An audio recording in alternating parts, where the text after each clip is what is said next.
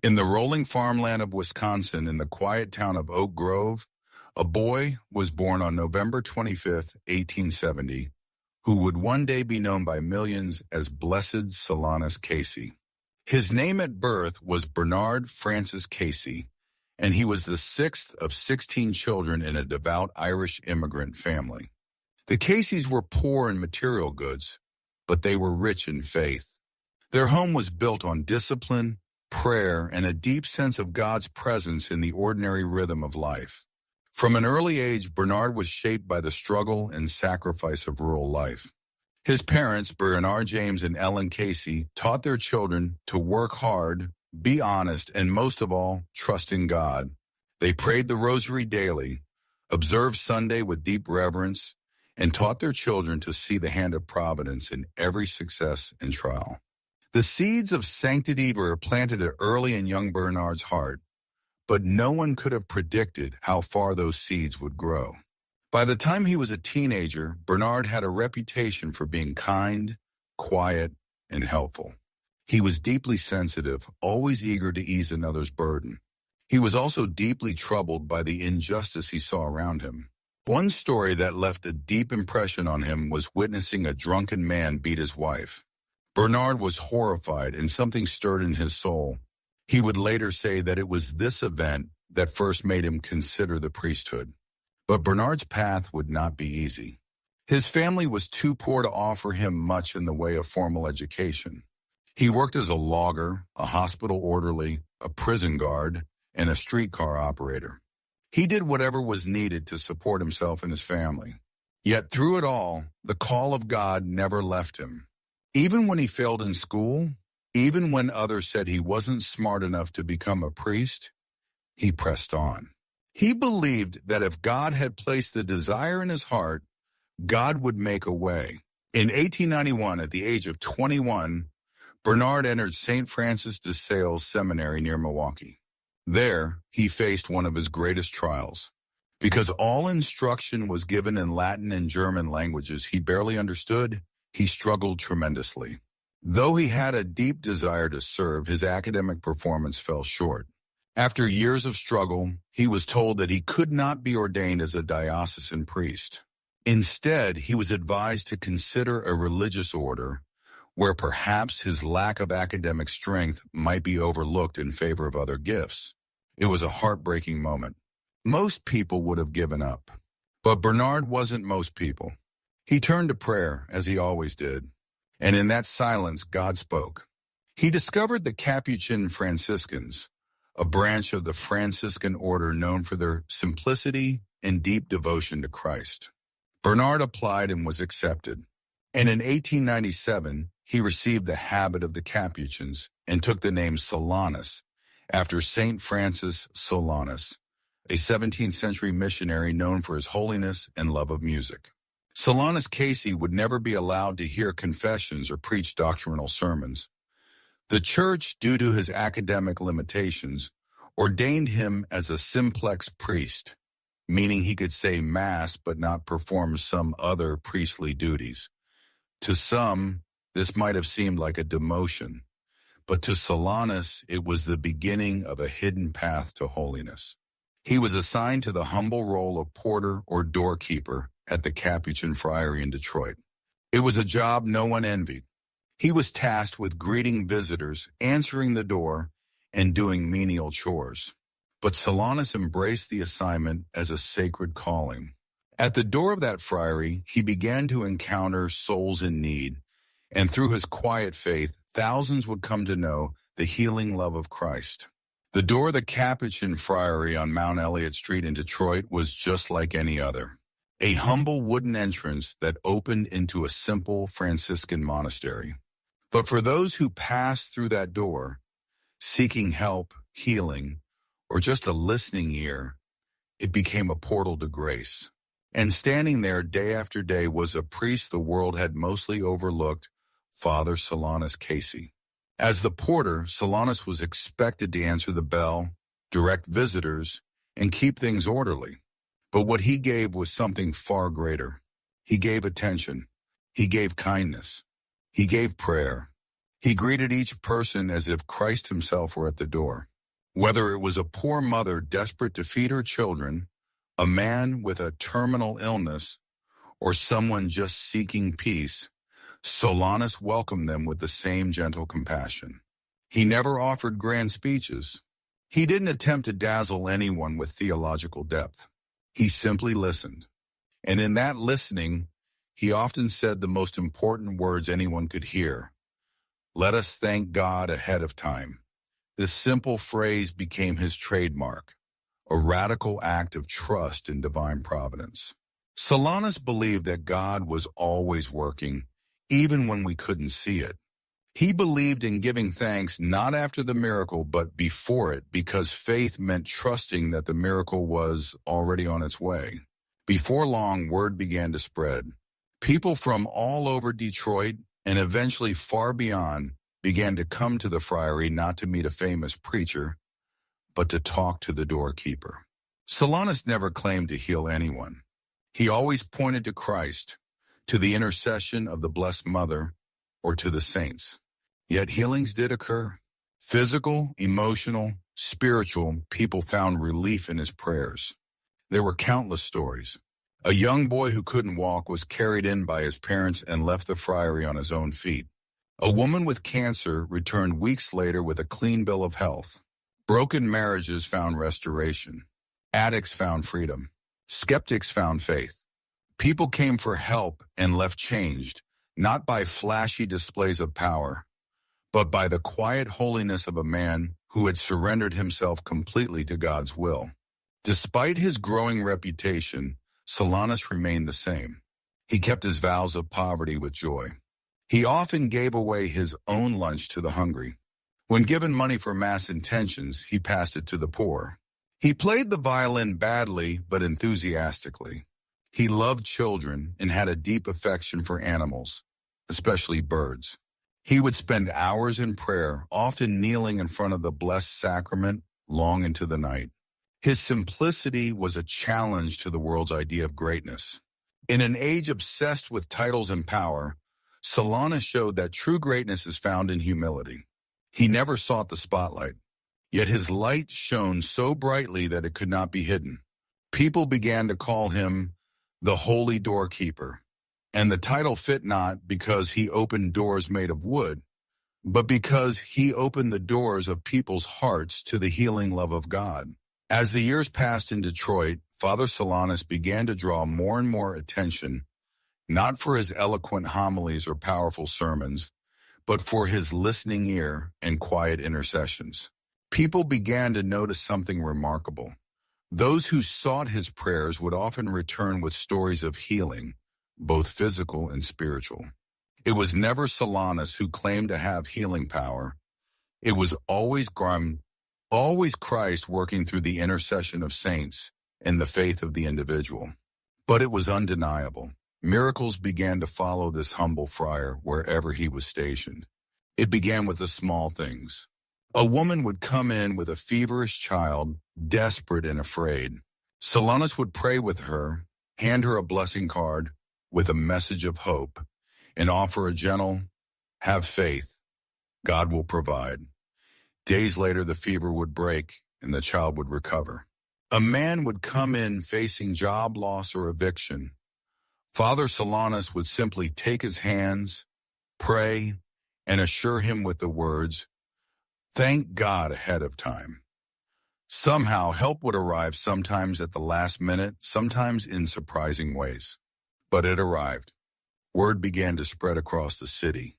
Soon, the line outside the Capuchin monastery would stretch down the sidewalk.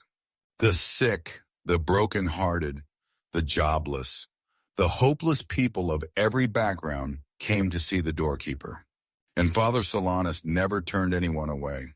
He would spend hours with the people, sometimes 12 or 15 hours a day, praying with each soul, listening to their burdens, and encouraging them to trust in divine providence.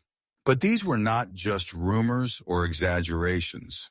In the archives of the Capuchin monastery, thousands of testimonies were recorded, handwritten letters and notes, many from doctors and nurses, attesting to unexplainable recoveries. Tumors disappeared. Eyesight returned. Employment secured. Alcoholics found sobriety. Suicides were averted. And through it all, Father Solanus deflected attention away from himself, insisting that only God should be praised. One of Father Solanus's most enduring phrases, perhaps the one that defines his spiritual legacy, is "thank God ahead of time." It was not just a platitude. It was his entire theology in 7 words. For Solanus, faith meant trusting so completely in God's goodness and providence that one could thank him before the answer came, before the healing, before the solution, even before the trial had passed. This expression wasn't naive optimism. It was forged in the crucible of his own trials. Solanus knew the pain of being misunderstood, underestimated, and unrecognized. He had been told he wasn't intelligent enough to preach or hear confessions. He had been asked to perform the most menial of tasks. But in every moment, he responded not with bitterness, but with gratitude. Gratitude, he once said, is the first sign of a thinking, rational creature. For him, thanking God ahead of time was not just a spiritual strategy, it was a posture of total surrender. He taught others to do the same. Even when prayer seemed unanswered, he urged people to thank God anyway, trusting that God's will, in the end, would prove more loving than anything we could ask for. His phrase took on a life of its own. It was printed on prayer cards, written on envelopes, whispered in hospital rooms, and repeated by generations of faithful Catholics. Thank God ahead of time became a spiritual lifeline for those navigating pain, confusion, or uncertainty, and for many, it opened the door to miraculous peace. Despite his spiritual depth and devotion, Solanus Casey's path to priesthood was not smooth. When he finally entered seminary, it became clear that academic life was a challenge. He struggled with Latin, which was a major barrier at the time since all theological instruction was in that language. His professors saw his limitations and concluded that he could not be ordained as a full priest. Yet they also recognized something special in him, his deep prayer life, his humility, and his unwavering love for the poor and suffering. In 1904, Solanus was ordained as a simplex priest. This meant he could celebrate Mass, but was not permitted to hear confessions or preach doctrinal homilies. For many, this would have been a source of shame or frustration. But not for Solanus. He accepted the restrictions with grace and gratitude. He viewed his ordination not in terms of limitation, but of privilege. Even the smallest role in serving Christ's church was for him an immense honor. He would later say, "Blessed be God in all his designs." It was a phrase he repeated often, one that expressed total surrender to God's will. Father Solanus was assigned to various Capuchin friaries throughout the Midwest, eventually settling in Detroit at St. Bonaventure Monastery. His primary role was that of porter, the friar who answered the door and greeted visitors. It may seem like a lowly task, but Solanus transformed it into a ministry of healing, compassion, and hope. People came to the door seeking help, guidance, or even just a kind word, and what they found was a living saint. Solanus had a gift of deep listening. He would look people in the eye, listen to their fears or sorrows, and gently remind them of God's love. Often, he would pray with them. Miraculously, over time, stories began to spread of healings following these encounters. The sick reported recovery. The hopeless found peace. Families torn by conflict were reunited. It wasn't Solanus who healed, but he became a vessel through whom God's power flowed. More and more, the faithful began to line up just to see him, touch his hand, or receive his prayers. The Doorkeeper had become a spiritual giant. Solanus Casey's holiness was not the loud, triumphant kind that draws cameras and acclaim. It was quiet. He was a man of routine, of gentle habits, of prayers whispered more than proclaimed. But within that simplicity lay something mystical, something that even his fellow friars couldn't easily explain. He had what many believe was the gift of healing, not just physical ailments, but the kind of inner wounds that people carried for years. Those who visited Solanus often reported a deep peace that settled over them when he placed his hands on their heads, or prayed with them. People would leave the monastery and find out later that the tumor was gone, that the pain had vanished, or that reconciliation had come to a long-broken relationship. Solanus never took credit. He would say, "Thank God," ahead of time, and point people back to the Lord, never to himself. One of the most moving aspects of his healing ministry was that it extended beyond the Catholic Church. Protestants, Jews, agnostics, and even atheists came to him for counsel and prayer. He welcomed everyone, never pushing doctrine, never judging, only loving. His mission was simple: reflect Christ to the suffering world. He also had a remarkable relationship with nature. There are stories of him speaking to birds and animals with such gentleness that they seemed to respond to his spirit. In this way, he resembled another saint of simplicity, Francis of Assisi. Yet unlike Francis, whose life inspired movements and orders, Solanus remained content to serve at the margins. One of the most astounding aspects of Blessed Solanus Casey's life is the sheer number of physical and spiritual healings that occurred around him. But perhaps what makes his story even more compelling is that he never claimed credit for any of them. Solanus was quick to point people not to himself, but to Christ. He would often say, "Thank God," ahead of time, urging those in need to offer gratitude before the healing even came, a powerful act of faith. Solanus was not a physician. He didn't perform surgery or prescribe medicine. Yet thousands came to him with sicknesses, diseases, and disabilities, and they left transformed, sometimes in body, always in soul. Witnesses described how the small visiting room of the Detroit friary where he lived often resembled a hospital lobby. People lined up for hours just for a moment of prayer, a blessing, or simply to be near him. His listening ear and simple, heartfelt prayers became conduits for divine mercy. Among the most well-documented stories is that of a young woman diagnosed with terminal leukemia. Her family was told to prepare for her death. But after a visit with Father Solanus and his gentle words of comfort, she returned home and experienced a complete and lasting recovery. Doctors were baffled. The case remains one of many inexplicable healings attributed to Solanus's intercession. Even as reports of these healings spread, Solanus never sought the spotlight. He deflected praise and avoided any conversation that placed him at the center. "I am only an instrument," he would say. He didn't want recognition. He only wanted souls to draw closer to God. Solanus's famous phrase, "Thank God ahead of time," was more than a slogan. It was a way of life. He taught that gratitude was not just the proper response after a blessing, but the act of faith that ushered it in. To thank God before the miracle, before the answer, before the healing, this was to trust fully in divine providence. He encouraged everyone to approach God as a loving Father who longs to bless his children, even when his ways seem mysterious or hidden. This trust gave courage to many who were hopeless.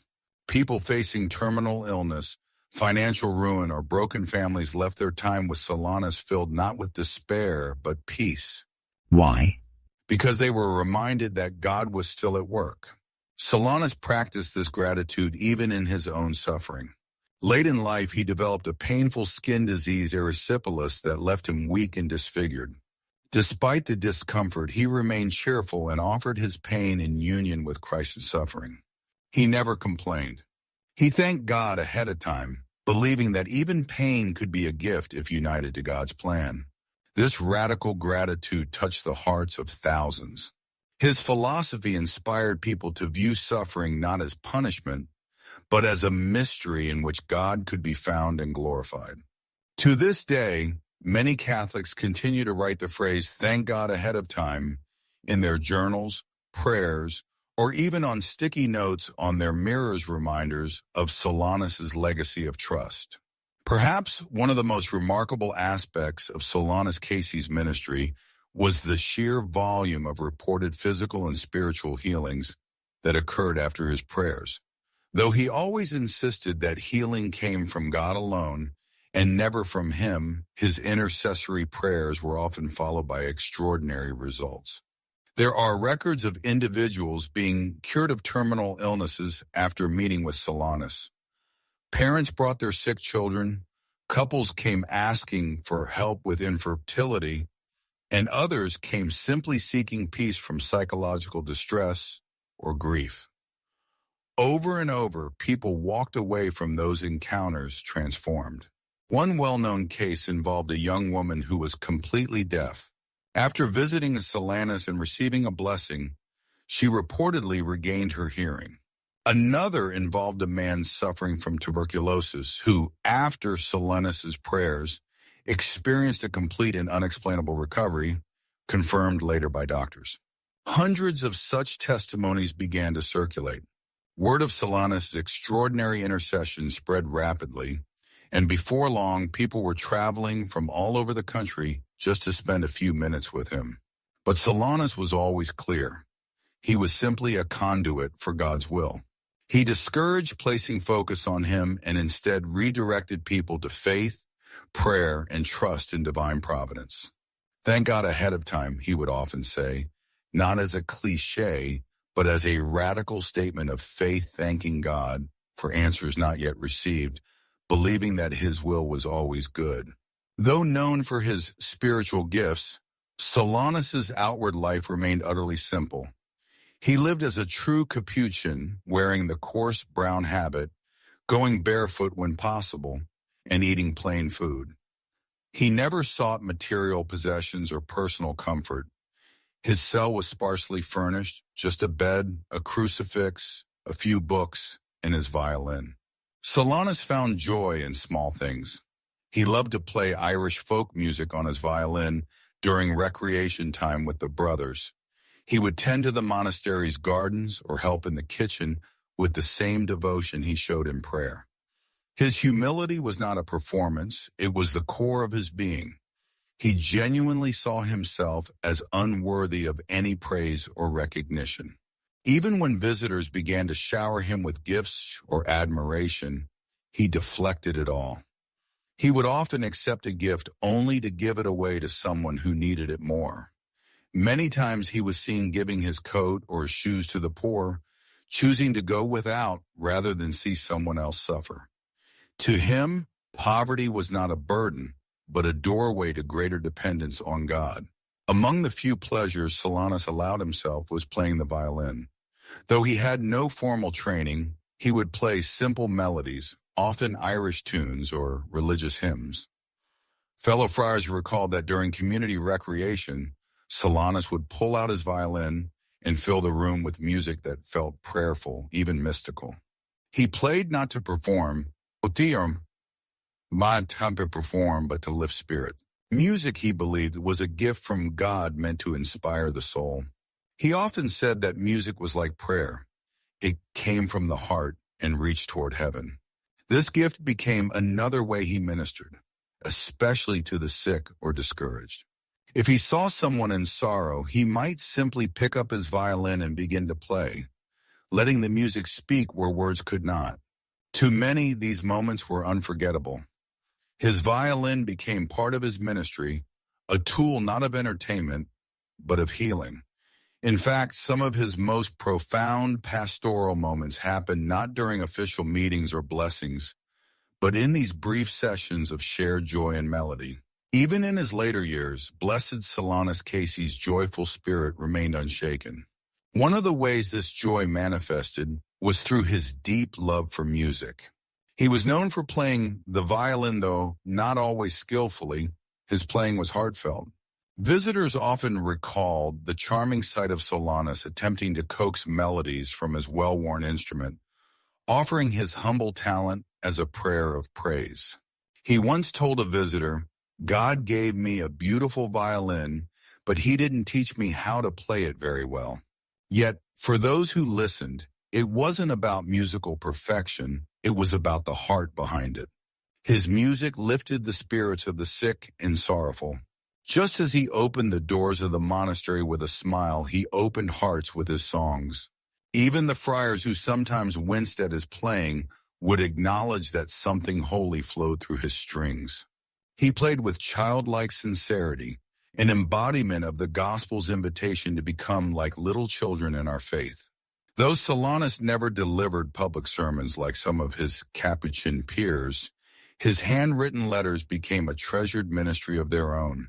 People from around the world would write to him, seeking guidance, healing, or simply a listening ear. Solanus answered thousands of these letters throughout his life, often staying up into the late hours to pen replies filled with scripture, encouragement, and compassion. Many of his letters are preserved today and reflect a consistent theme: trust in God's divine providence. His most repeated phrase, "Thank God ahead of time," appeared in letter after letter. He believed firmly that gratitude, even before receiving a blessing, was an act of faith. These simple yet profound notes often led recipients to peace or miraculous changes in their lives. Whether someone was suffering from illness, spiritual dryness, or personal despair, Solanus reminded them of their worth and of God's nearness. He didn't promise earthly comfort, but he pointed people to eternal joy. His words were not dramatic or lofty. They were clear, humble, and filled with love. That's why they endured. One of the most countercultural aspects of Solanus Casey's spirituality was his embrace of suffering. He didn't seek pain, but he viewed trials through the lens of Christ's own passion. Solanus believed that suffering could become a redemptive offering when united with the cross. He encouraged those who suffered not to see their pain as a punishment, but as a mysterious participation in Christ's love. He once told a woman dying of cancer, "If we only knew the value of suffering, we would ask for it." This was not said flippantly, nor without deep pastoral care. He had seen miracles happen, yes, but he had also seen people transformed through trials that didn't end in physical healing. This theology was deeply rooted in the Franciscan tradition, which emphasized poverty, humility, and union with Christ crucified. For Solanus, the path of holiness often passed through hardship, yet he never failed to walk it with hope. In his own life, he bore the limitations placed on him by the church, his restriction from preaching and hearing confessions as a form of spiritual sacrifice. Rather than growing bitter, he offered these disappointments back to God as a gift. In the late 1940s and early 1950s, Father Solanus's health began to decline. Eventually, he was transferred from Detroit to the Capuchin Monastery in Huntington, Indiana, where he could receive better care and live out his final years in quiet. Though his body weakened, his spirit never did. Visitors still came, even in smaller numbers, to speak with the humble friar. He remained a source of comfort and counsel. Fellow friars recounted that even when he was bedridden, Solanus would pray with visitors from his hospital bed, offering words of hope and encouraging them to trust in God. During this time, he would often meditate on the Psalms and the Passion of Christ. In pain, he still found time to smile and say, "Deo gratias," thanks be to God. Those final years were in many ways his most hidden ministry, echoing the hidden life of Christ himself. As Solanus continued his humble ministry at the monastery doors, the miracles became more frequent. Yet he never saw them as his doing. To him, every answered prayer, every healed body, and every comforted soul was the work of God. He was merely the delivery man offering prayers, kind words, and a gentle nudge toward faith. Many of those who sought him out were not Catholic. Some weren't even Christian, but none were turned away. Solanus's faith had no walls. To him, love was universal, and God's grace could touch any heart that was open to receive it. In the early 20th century, a time when religious and ethnic boundaries were often rigid, Solanus offered a quiet but radical form of inclusivity. A Protestant businessman once came to the friary asking for help for his sick wife. Solanus greeted him warmly, asked a few questions, and promised to pray. Days later, the man returned, tearfully reporting that his wife had miraculously improved. "Thank God," Solanus said simply. "He's always listening." It wasn't just physical healing that people sought. Many came burdened with spiritual pain, depression, fear, or confusion. Solanus had a knack for speaking directly to the heart. He had no degrees in counseling or psychology, but he had something far deeper: compassion born of suffering and wisdom rooted in prayer. There were moments when people swore Solanus could see into their souls. He would answer questions before they were asked. He would know things he couldn't have possibly known through natural means. Some believed he had the gift of prophecy, not dramatic or apocalyptic, but deeply personal and timely. A woman once came asking for prayers for her son, who had been missing for weeks. Before she could finish explaining, Solanus smiled and said, "He'll be home before sunset." And he was. Another time, a man struggling with his faith asked for advice, and Solanus simply said, "Be patient with God, and he will be patient with you." That line stayed with the man for the rest of his life. These moments added to Solanus's reputation, but he never encouraged a cult of personality. If anything, he tried to downplay it. "Don't focus on me," he'd say. "Look to Jesus. He's the one who heals." Yet the line at the friary door continued to grow. By the mid-20th century, Solanus had become a quiet legend in Detroit. The Capuchin monastery on Mount Elliott Avenue was no longer just a friary, it was a spiritual beacon. Doctors, factory workers, businessmen, mothers, children, priests, and even skeptics came to see Father Solanus. Many were surprised when they met him. He wasn't imposing or theatrical. He was elderly, frail, soft-spoken. He often wore patched robes and hand-me-down shoes. And yet his presence had a gravity to it. People felt calmer in his presence. They felt seen, known, and understood. This was a city facing its own share of hardship. The Great Depression had left scars. World War II had disrupted families and industries. Racism, economic disparity, and urban decay were taking their toll. And yet in this crumbling landscape, Solanus stood like a lamp on a dark street corner, offering light, hope, and an invitation to trust in God. He had no wealth, no position, and no authority to preach publicly, but his life preached louder than any sermon. Detroit embraced him not as a miracle worker or a celebrity, but as a friend. Come on. Solanus kept a notebook at the monastery desk, a simple ledger of prayer requests. Thousands of names filled those pages, people asking for healing, for jobs, for peace, for answers. Solanus would pray over the book each day, lifting each intention to heaven with quiet persistence. Years later, those notebooks became a kind of archive of divine mercy. Many of the entries were followed by notes from the petitioners, thanking Solanus for the prayers and sharing how their needs had been met. What's remarkable is that Solanus didn't just record names. He often remembered faces, details, even the exact day someone came to see him.